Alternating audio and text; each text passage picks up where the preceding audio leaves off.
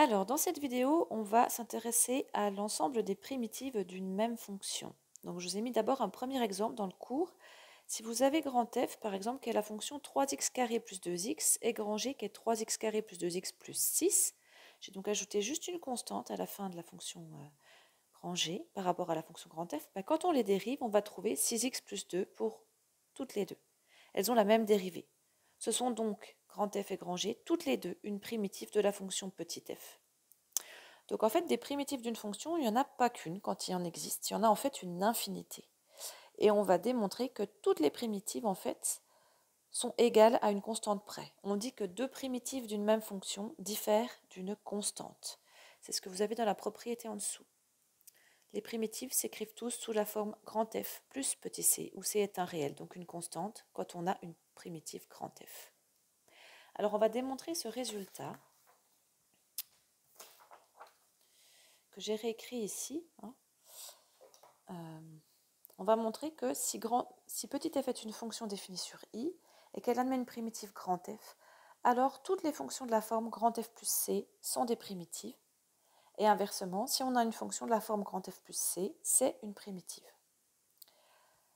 Alors, dans un premier sens, je considère grand F, donc une primitive de petit f sur l'ensemble i.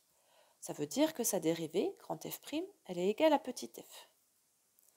Je vais considérer une fonction qui est égale à grand F plus une constante, donc grand F plus c avec c un réel. Si je la dérivée de g c'est g', la dérivée de f c'est f', et la dérivée de la constante ça fait 0. J'obtiens donc g' égale f', or grand f' c'est petit f.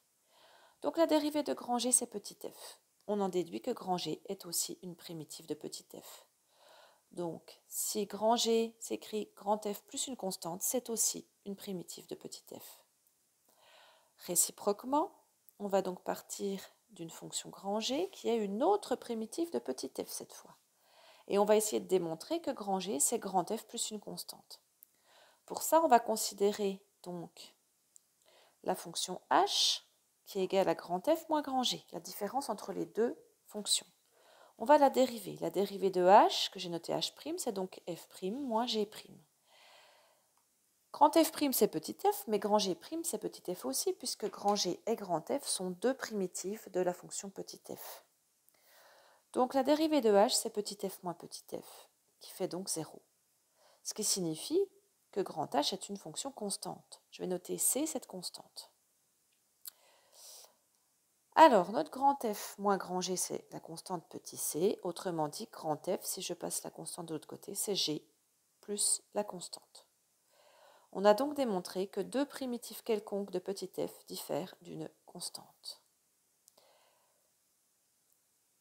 Alors, graphiquement, qu'est-ce qui se passe? Ça veut dire que si j'ai une fonction grand F qui est une primitive de petit f et qu'elle est dessinée ici en rouge, toutes les autres primitives, on a vu, sont de la forme, je vais prendre du vert, sont de la forme grand F plus une constante. Donc si j'ai une autre primitive, forcément, c'est la fonction grand F plus une constante. Mais graphiquement, qu'est-ce qui se passe si j'ajoute une constante à grand F?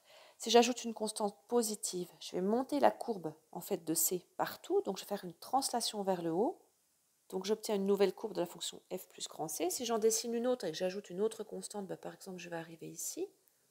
J'ai la même courbe, mais translatée. Et puis si j'ajoute une constante négative, je me retrouve avec la même courbe, mais décalée, translatée vers le bas. Et en fait, l'ensemble de toutes les primitives, c'est toujours la même courbe, mais décalée vers le haut ou vers le bas. Donc à partir de là, on va, dans la suite, s'intéresser à chercher une fonction primitive particulière, celle qui passe par un point donné. Donc si je mets, par exemple, un point, allez, on va dire ici, j'aurai une seule primitive qui va passer par ce point-là. On dit qu'on va chercher une primitive avec une condition initiale, une condition particulière. Donc je vais chercher à trouver la courbe en ajoutant la bonne valeur de la constante qui va passer, oula, j'ai mal dessiné, par le point A. Et il y en a une et une seule. On va le démontrer dans la vidéo suivante. Et je vous donnerai un exemple aussi d'application. C'est fini pour cette vidéo-là.